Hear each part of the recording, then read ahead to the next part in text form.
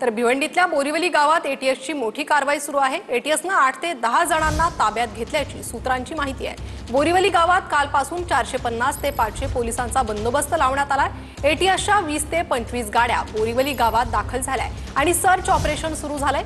बोरीवली गावात दहशतवादी हालचालींचा एटीएसला संशय आहे। त्यानंतर हे मोठं सर्च ऑपरेशन राबवण्यात आलेलं आहे। साकीब नाचण आणि दहशतवाद्यांचा तळ अशी बोरीवली गावची ओळख आहे। मोठा फौजफाटा घेऊन एटीएसचे अधिकारी काल रात्रीपासून भिवंडीतल्या बोरिवली गावात आहेत। बोरिवली गावात 450 ते 500 पोलिसांचा बंदोबस्त तैनात करण्यात आलाय आणि गावाला छावणीचे स्वरूप आलंय। 20 ते 25 गाड्यांचा ताफा घेऊन एटीएसच्या अधिकाऱ्यांकडून बोरिवली गावात सर्च ऑपरेशन सुरू आहे। एटीएसच्या अधिकाऱ्यांनी 8 ते 10 जणांना चौकशीनंतर ताब्यात घेतलंय अशी माहिती सूत्रांकडून कळते। बोरिवली गावात दहशतवादी हालचाली सुरू असल्याचा एटीएसला संशय आहे आणि त्यानंतर त्यांनी हे सर्च ऑपरेशन सुरू केलं।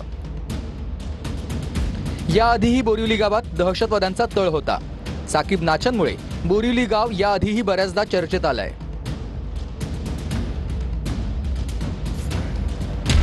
तर पडघा बोरिवलीमधील साकीब नाचण कोण आहे? साकीब नाचण हा पडघ्यातल्या बोरिवली गावातला नागरिक आहे। बंदी घातलेल्या सिमी संघटनेचं काम साकीब याच भागातून करत होता। साकीब नाचणला आतापर्यंत 3 वेळा दहशतवादी कारवायांमुळे अटक झाली आहे। 1990 मध्ये बॉम्बस्फोट, दहशतवादी कारवाया वाढल्या होत्या तेव्हा खलिस्तानी अतिरेक्यांबरोबर नाचणला अटक झाली।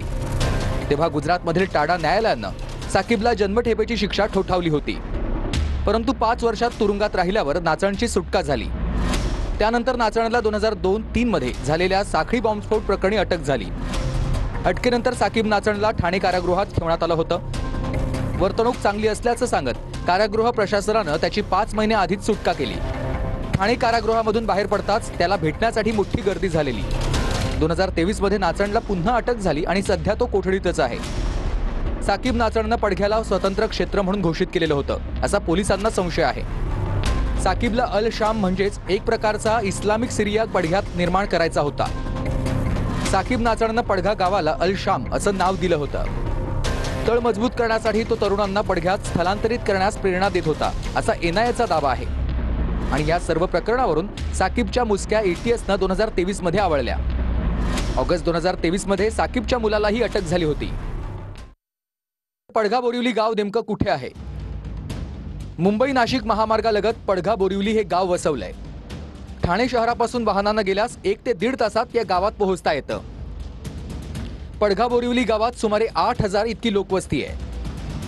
80 ते 85% लोकसंख्या मुस्लिम धर्मियांची आहे आणि त्यात कोकणी मुसलमानांची संख्या मोठी आहे। या भागात लाकडांच्या वखारी आहेत आणि त्यामुळे येथील रहिवासी आर्थिकदृष्ट्या समृद्ध आहेत। गावात मोठे बंगले आहेत। भिवंडीप्रमाणे येथेही गोदामे उभे राहत असल्यानं येथील जमिनींना चांगला भाव आहे। खैराच्या लाकडाची तस्करी देखील या भागातून अनेकदा होत असते असे पुरावे यापूर्वी देखील सापडलेत। गावातील काही जणांचा पशुधन विक्रीचा व्यवसाय असल्याची माहिती कळते आहे।